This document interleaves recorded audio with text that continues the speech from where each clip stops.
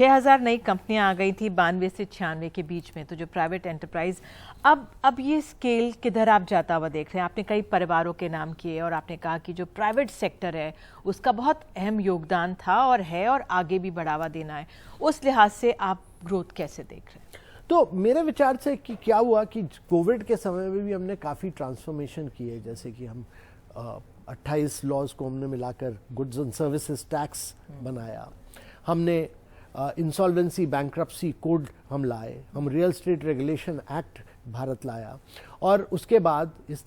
भारत ने बहुत फोकस किया कि कॉर्पोरेट टैक्स लॉज, हमारे टैक्स रेट्स जो हैं वो अंतर्राष्ट्रीय लेवल के टैक्स रेट्स पर हम आए, और हम प्रधानमंत्री जी ने बहुत फोकस किया ईज ऑफ डूइंग बिजनेस पे। तो ईज ऑफ डूइंग बिजनेस में हमने बहुत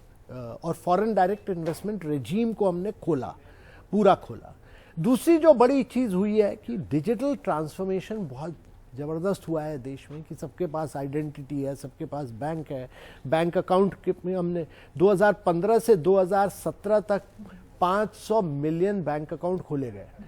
उसका मतलब है कि अगर हम करीब 55 करोड़ बैंक अकाउंट्स खोले गए, उसका मतलब है कि उस समय दुनिया में जितने बैंक अकाउंट्स खोले गए उसका 55% भारत में खोले गए, हर दूसरा बैंक अकाउंट भारत में खोला गया। और उससे क्या हुआ कि अब हम हमारा डिजिटल आइडेंटिटी मोबाइल बैंक से लिंक्ड है, तो हम सब फास्ट पेमेंट करते हैं, और हमने उसको उपयोग किया, डिजी लॉकर बनाया, दीक्षा स्वयं बनाया एजुकेशन क्षेत्र में, और हम सारे कोविड के समय 800 स्कीम का पैसा हम उस बेनिफिशियरी के, जो लोग की दारिद्र्य रेखा के नीचे रहते हैं, उनके बैंक अकाउंट में डाला बिना लीकेज के।